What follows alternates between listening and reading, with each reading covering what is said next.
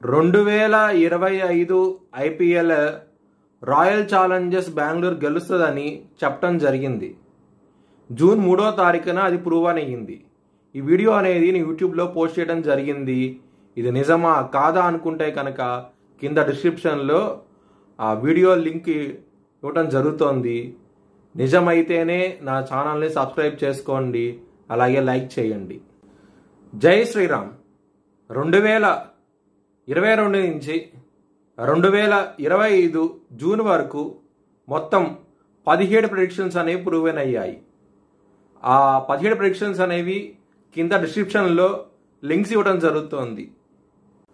కుంభరాశికి అధిపతి శని. కుంభరాశిలో ధనిష్ట 3-4 పాదాలు, శతభిషం 4 పాదాలు, అలాగే పూర్వాభాద్ర 1, 2, 3 పాదాలు ఉంటాయి.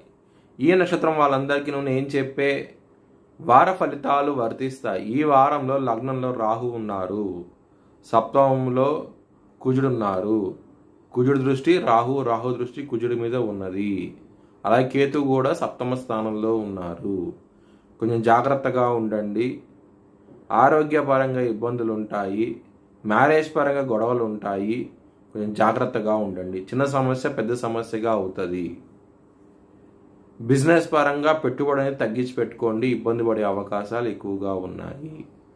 సూర్యుడు ఈ వారాంతంలో ఆయన వృషభ రాశి నుంచి మిథున రాశికి వెళ్తున్నారు.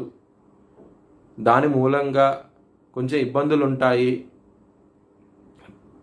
పిల్లలతో కొంచెం జాగ్రత్త అంటూ ఎక్కువ తీసుకోండి. సంతానపరంగా ఇబ్బందులు ఉన్నాయి, గొడవలు అనేవి అధికంగా ఉంటాయి. కుటుంబ పరంగా చాలా జాగ్రత్త అంటూ ఎక్కువ తీసుకోండి.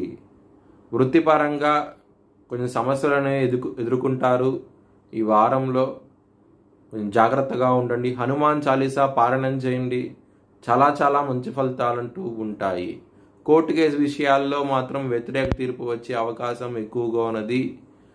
గొడవలు ఎక్కువగా ఉంటాయి శత్రువులతో మాత్రం. దక్షిణామూర్తి స్తోత్రపారాయణం చేయండి.